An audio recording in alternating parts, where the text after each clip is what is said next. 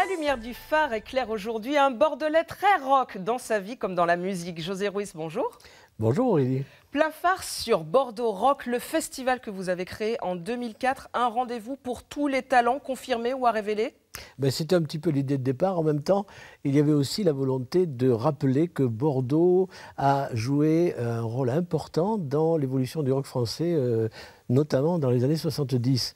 Et justement, 30 ans après, au début des années 2000, lorsque j'ai eu envie avec quelques amis de lancer cette association Bordeaux Rock, nous nous disions qu'il était bon de rappeler à la génération qui arrivait que Bordeaux avait écrit cette page importante-là. Alors ça, c'est la partie historique, mais également aujourd'hui, pour une fois qu'on a fait notre travail de mémoire, si vous voulez dire, si on peut dire, on s'est dit qu'il fallait continuer et cette flamme, l'entretenir et la rendre visible. D'où notre Du festival. coup, valoriser le côté un peu tremplin pour les artistes bordelais. Ouais, c'est ça. C'est ce que nous n'avions pas forcément, nous, lorsque nous faisions du rock, parce que je faisais du rock à cette époque-là, c'est aussi... On va en parler, on va y revenir sur votre passé ça. rock, ne vous inquiétez pas.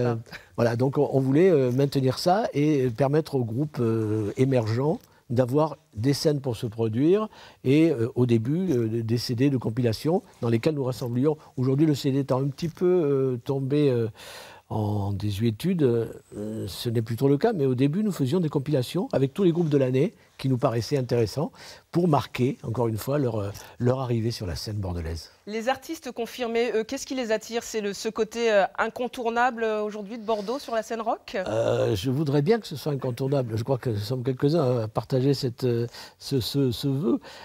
En tout cas, le plus possible, ce qui vient. Effectivement, Bordeaux a conservé cette image de ville rock, sans citer Noir Désir. Bon, mais c'est fait. Oui.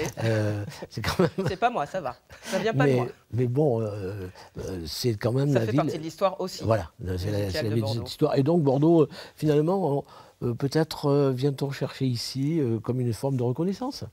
Plein phare sur le rocker que vous êtes, José Ruiz, vous l'avez dit. Pas comme ça, hein. Mais si, vous êtes un rocker. On vous voit. Ah, c'est Iggy Pop. Non, c'est vous. Non, c'est moi, mais là, je devais avoir 17 ans et c'était mon premier instrument que j'avais installé, une batterie, que j'avais installé dans le jardin de la maison de mes parents, aux grandes dames des voisins d'ailleurs, parce que forcément, je débutais, donc ce n'était pas forcément très mélodieux, ou en tout cas très, très, très solide comme façon de jouer, ou très catholique. Mais bon, c'était mes débuts de musicien, oui, à la batterie. Vous avez commencé par la batterie, mais vous avez évolué avec la guitare. Oui, voilà. Comment ça s'est fait? Je conserve toujours le plaisir de jouer la batterie et ce goût pour le rythme. Mais après, ça ne me suffisait pas. Moi, j'avais envie de notes de musique, si vous voulez. Et j'avais envie de mélodies.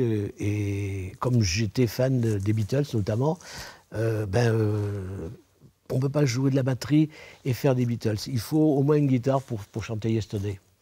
Plein phare sur les Stilettos, le premier groupe de rock que vous avez créé, c'était en 1978. On va écouter à quoi ça ressemblait. Ouais.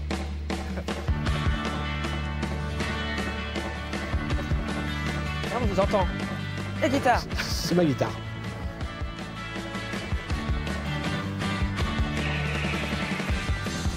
Ça vous rend nostalgique de vous réentendre? Vous savez,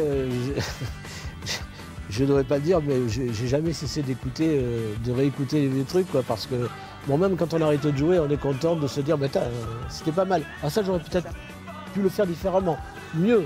J'aurais fait ça si c'était aujourd'hui. Mais bon, en attendant, voilà, ça fait partie de ce que je suis aujourd'hui, quoi.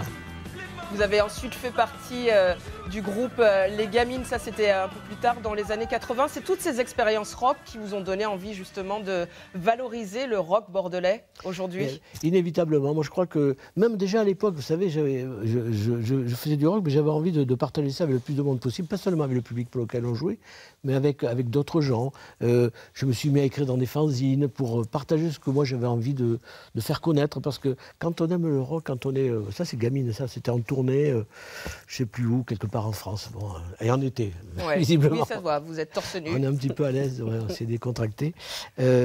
Oui, de partager le plus possible de ce que j'aime. Je crois qu'on aime davantage quand on le partage. Et en partageant ce que j'aimais, j'avais l'impression que je faisais œuvre utile d'une certaine manière. Plein phare sur votre vie rock, José Ruiz, parce que vous avez commencé en tant que simple enseignant. Et puis vous êtes devenu journaliste à Radio France, correspondant aux États-Unis, pigiste pour des magazines de musique. Comment vous avez évolué dans ce parcours? Enseignant, je dirais que c'était... C'est une erreur de parcours? Non, pas une erreur de parcours. Peut-être une nécessité économique aussi. Mais bon, j'aimais bien quand même. Et vous savez, moi je crois que souvent on devient enseignant parce qu'on n'a pas envie de quitter l'école. Donc on passe de l'autre côté du bureau, mais on reste dans l'école quand même. Et puis au bout d'un moment, ça suffit pas quoi, pour nourrir sa vie. Et on revient à ce qu'on est au fond de soi, c'est-à-dire le rock, pour moi, c'était mon moteur, mon énergie. Donc je me suis mis à jouer de la musique, faire écouter de la musique, parce que dès le début du Radio Libre, j'étais dans une radio libre, et puis écrire sur la musique, donc partir aux États-Unis. En devenant journaliste, en allant aux États-Unis, et ça vous a permis de rencontrer les plus grands, comme le guitariste blues John Lee Hooker. Oui, ça c'était chez lui à San José, au début des années 90. John Lee Hooker qui me reçoit chez lui dans sa chambre, une chambre surchauffée, j'ai un souvenir particulier de cette rencontre parce que c'était au printemps, il faisait beau, c'était le nord de la Californie, mais il faisait beau, chaud. Et on rentre dans cette chambre surchauffée, Johnny Hooker était en train de regarder une série américaine et il m'a invité à s'asseoir et on a bavardé pendant une heure et demie, lui et moi.